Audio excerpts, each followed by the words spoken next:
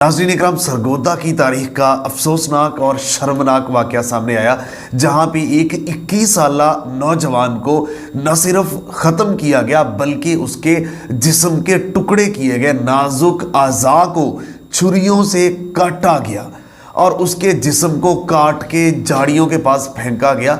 सितम ज़रीफ़ी ये कि मुबैना तौर पर ये सारा कुछ जिसने किया वो उसका करीबी दोस्त था।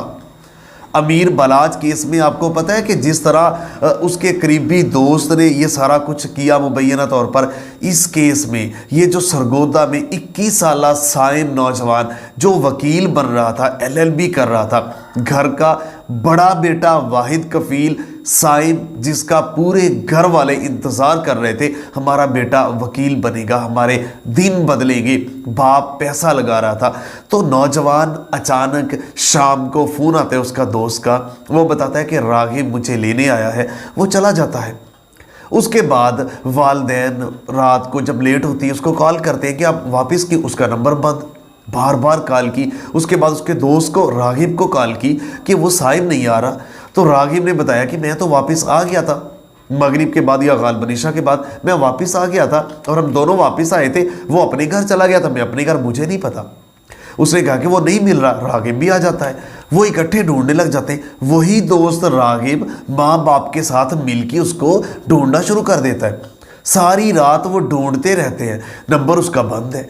अगले दिन ढूंढ रहे होते हैं कि अगले दिन शाम को मॉडल टाउन लाहौर का इलाका है जहां उनकी रिहाइश है, उसके करीब ही झाड़ियों में एक लाश, तशद्दुद ज़दा मसख शुदा लाश मिलती है। वो जब देखते हैं तो वो साइम की लाश होती है, छुरियों के साथ जिस्म के मुख्तलिफ हिस्सों को काटा गया था, उसके नाजुक अज़ा को काटा गया था। इतने बेदर्दी के साथ उसके वालिदैन को गशी के दौरे पड़ने लग गए।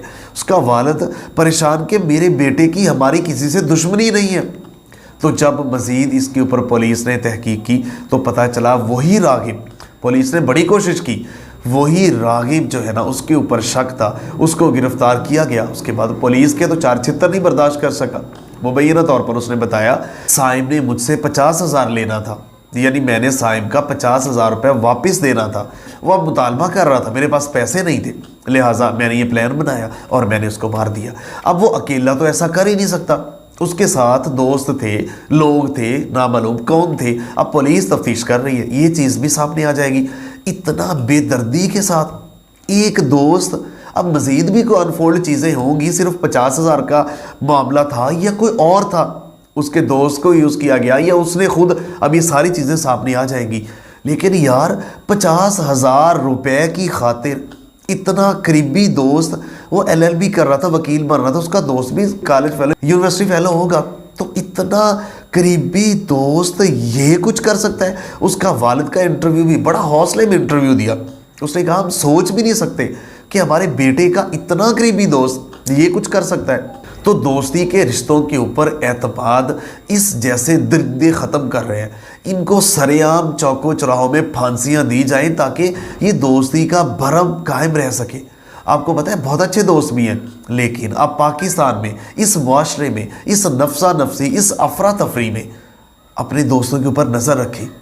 आप अपने बच्चों के ऊपर नज़र रखें। पहले तो बेटियों के ऊपर थी ना, अब आप बेटों के ऊपर भी नज़र रखें। वो कहाँ जा रहे हैं, कहाँ किन के साथ मिल रहे हैं, उनके दोस्त कैसे हैं, उनके दोस्तों के ऊपर नज़र रखें।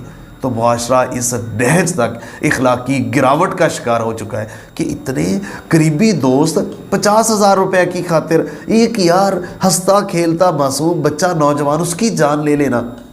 कैसे अल्लाह ताला ने इसको छोटे से को वालिदैन ने पाला, माँ ने अपने पेट में 9 माह उसको पाला, फिर बाहर आके इतने साल छोटे बच्चे को परवरिश करते करते, सबसे मुश्किल एक इंसान का बच्चा पालना होता है कि कैसे उसको बड़ा किया, सिर्फ 50,000 रुपये की खातिर उसको मार दिया।